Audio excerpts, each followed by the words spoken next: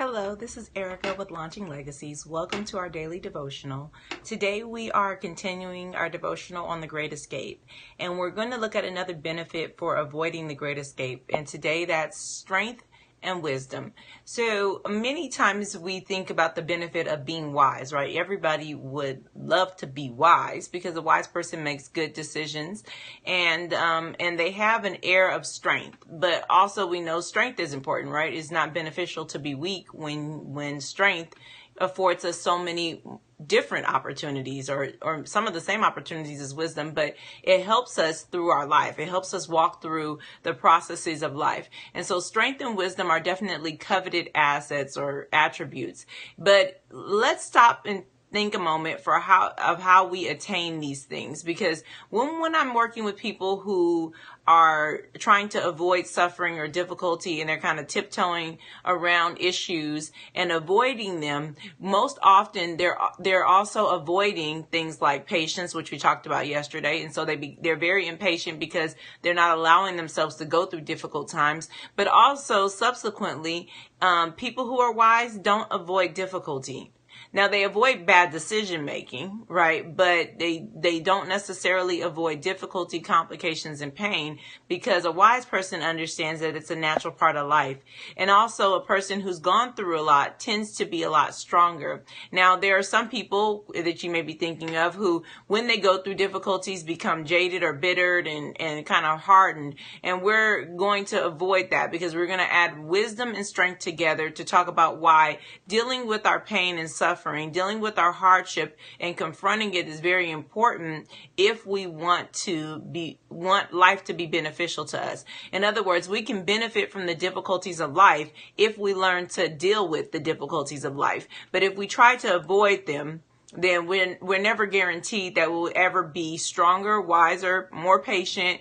Our character will not necessarily develop if we don't ever actually experience life itself. And so let's look at some examples of this. So we're going to really kind of look at some biblical examples, not necessarily reading these scriptures, but let's talk about Solomon. Because when we talk about wisdom, Solomon is the first person that comes to mind, right? Solomon was known to be the wisest, one of the wisest men that ever lived. And the reason why is because the scripture says that he asked for wisdom, right? So he asked God for wisdom. When God said you could ask for anything, he says, you know what, I'm going to ask for wisdom, which was already a very smart idea. So he asked God for wisdom and God gave it to him. But here goes the question. How do we know that Solomon received wisdom? How do you know he received it? Other than that the Bible says that he asked and he received it. How do other people who weren't a part of that conversation with the Lord and weren't able to read these passages that we have access to, how would they know that Solomon was indeed wise? Well, the reason that they know is because he demonstrated wisdom, right? And in the situations that he demonstrated wisdom, they almost always will have to be difficult situations, right? There'll be times where a choice needs to be made. What comes to mind is the example that's used is when two women, there was a famine and somehow one of the women's babies was dead and the other baby was alive. And so the women were fighting over whose baby the baby actually was. So like one woman said, no, this is my baby, and no, this is my baby, and her baby is dead, and so on and so forth.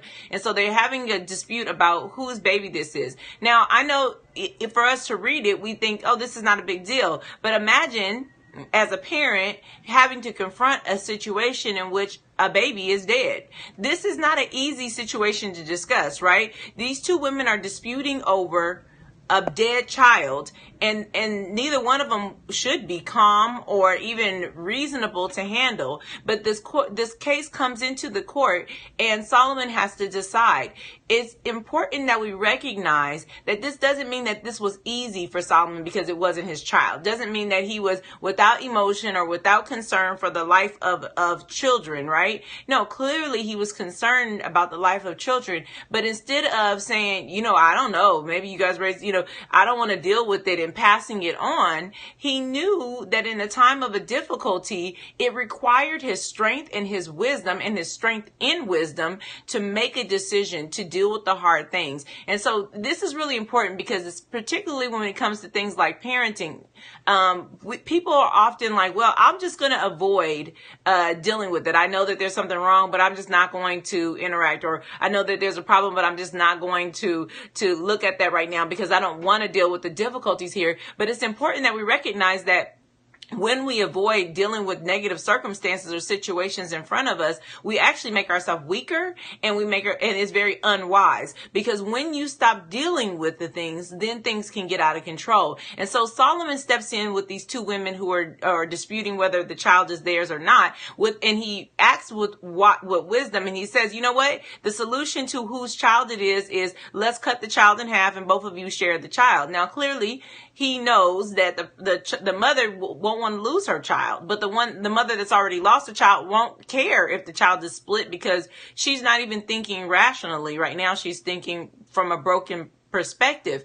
But the mother that really wants this child to stay intact would rather give it away than to lose it. And so what happens is he adds more distress to the circumstance. He adds more difficulty, more complication to the circumstance to extract wisdom and strength from the experience. And so when we are avoiding things that are difficult, we're doing the opposite of what a wise man does in the circumstance. He says, look, let me just bring this up to another level. Let me just think about the complications that are a part of this decision making, and let me see what has to happen. And what we see in Solomon here is not only wisdom and strength, but we also see a really defined character. He's willing to deal with difficult things, even making things more difficult for the sake of what is right and what is good.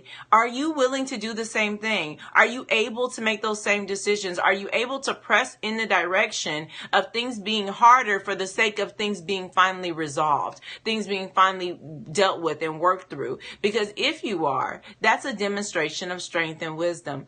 Conversely, if you're not able to deal with difficult situations, if you want to just move them to the side, if you want to just act like they don't exist, then the opposite, of course, would be true.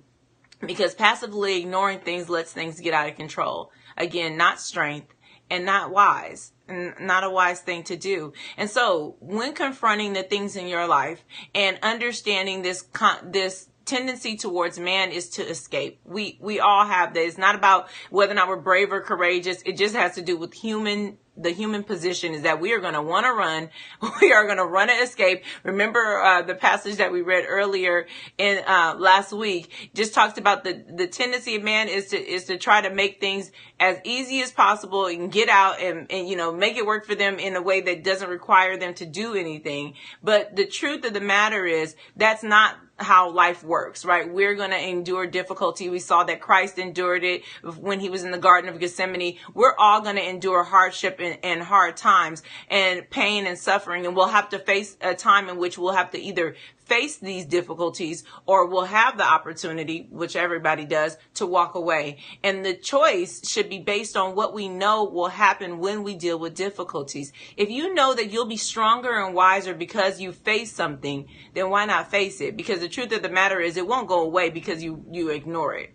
It just won't. It won't just bypass you if you ignore it. But if you face it, you will find yourself able to face something new, and you'll be, like Solomon, a better contribution to the world because you will have been wiser from making these decisions, from facing the difficulties, and from finding strength in God, in your faith, in the circumstances, because you press through the circumstances. So don't doubt that God can make this bad situation turn into a good situation if you can choose to persevere. Remember, the trying of your faith does indeed produce patience, and patience will do a perfecting work in you.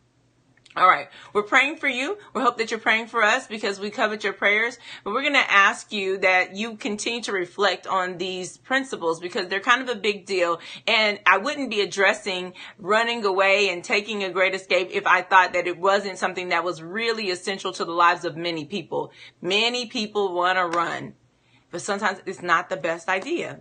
If we can get stronger, we can stand. And so I want to encourage you to do that, to stand and become stronger and be encouraged. And we'll see you again tomorrow with another of our devotionals. Until then, be blessed.